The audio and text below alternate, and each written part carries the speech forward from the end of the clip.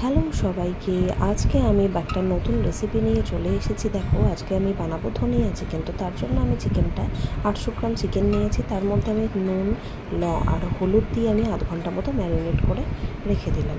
এরপরে আমি একটা মিক্সিং বোল নিলাম, যার মধ্যে ধনে পাতা, কাঁচা লঙ্কা, আদা, রসুন আর একটু লেবু দিয়ে দিলাম, পাতি লেবু, যেটা আমি পেস্ট করে নেব ভালো করে।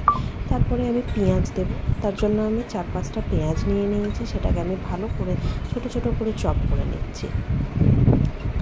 এরপরে আমি পেঁয়াজটা ভাজবো। তার জন্য আমি একটু সাদা তেল গরম করে নিয়ে ওর মধ্যে গোটা গরম মশলা ফোড়ন দিয়ে পেঁয়াজগুলো ভালো করে দিয়ে লাল লাল করে ভেজে নিচ্ছি।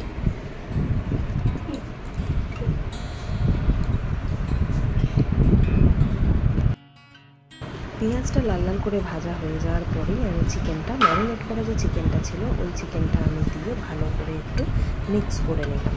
দেখো, জল এমনি থেকেই বেরিয়ে গেছে। তো এবার আমি কী করলাম, যে পেস্টটা ছিল সেই পেস্টটা ওই চিকেনটার মধ্যে দিয়ে দিলাম, দিয়ে ভালো করে এটা মিক্স করে নিতে হবে।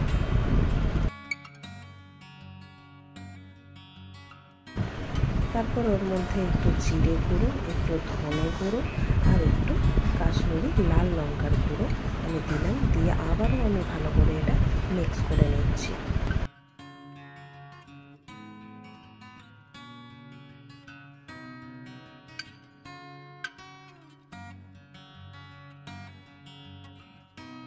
এটা ভালো করে কষানোর পরেই দেখো কি সুন্দর একটা সবুজ গ্রিন রং হয়েছে।